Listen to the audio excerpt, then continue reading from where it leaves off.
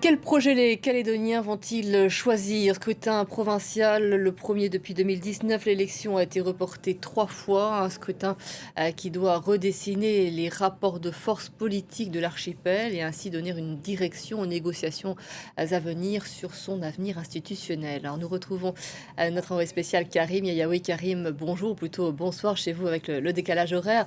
Comment s'est déroulé ce scrutin? Le scrutin s'est déroulé plutôt dans le calme. Il semblerait que la participation soit un peu en baisse par rapport au dernier scrutin qui remonte tout de même à 2019. La participation s'était élevée à ce moment-là à un peu plus de 66%. Si ça se confirme et que la participation est en baisse, il faudra sans doute réfléchir au fait qu'il y a une forme de lassitude de la part des citoyens en Nouvelle-Calédonie, fatigués des tensions entre les différents partis politiques, parce que on a vu ces dernières années qu'entre loyalistes et indépendantistes, qui constituent un petit peu les deux cœurs battants de la vie politique en Nouvelle-Calédonie, eh bien la situation s'était dégradée. En tout cas, le face-à-face était devenu de plus en plus tendu. Lors de ces élections, d'autres partis ont tenté de faire entendre leur voix, ceux qui proposent une troisième voie, une voie où on retrouve des indépendantistes qui veulent prendre le temps, c'est-à-dire marcher à petits pas vers une éventuelle indépendance en voyant le statut de la Nouvelle-Calédonie évoluer peu à peu, et puis des gens qui sont contre l'indépendance mais qui ne se rallient pas à une politique des loyalistes qu'ils jugent peut-être un petit peu trop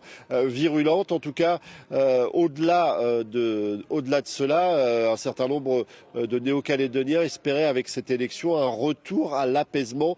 Beaucoup nous ont parlé d'une jeunesse qui était délaissée. C'est vrai que la situation économique est très difficile, notamment depuis les violences de 2024. Karim, je l'évoquais en titre, l'enjeu est de savoir qui se retrouvera en position de force pour négocier avec l'État ces prochains mois. C'est vrai, c'est un des grands enjeux de ces élections, même si on sait que les habitants de Nouvelle-Calédonie ont aussi voté pour des questions telles que l'environnement, la santé, le pouvoir d'achat, parce qu'on sait que les provinces ont un certain nombre de prérogatives, mais on sait aussi que ceux qui sortiront renforcés de ces élections seront ceux qui auront la voix la plus forte lorsqu'il faudra négocier avec Paris.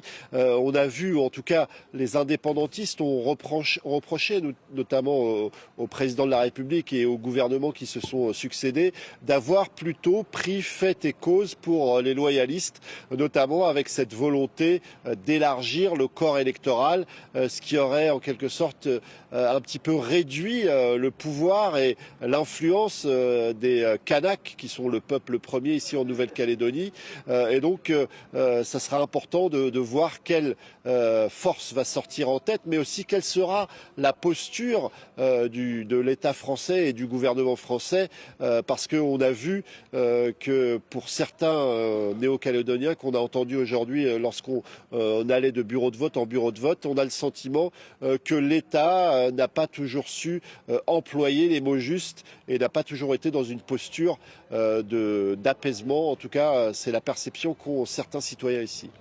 Je vous remercie beaucoup Karim, on suivra en tous les cas avec vous ces résultats tout au long de la matinée. On vous retrouvera dès que nous les connaîtrons. Et puis on en parlera avec notre invité à 13 heures.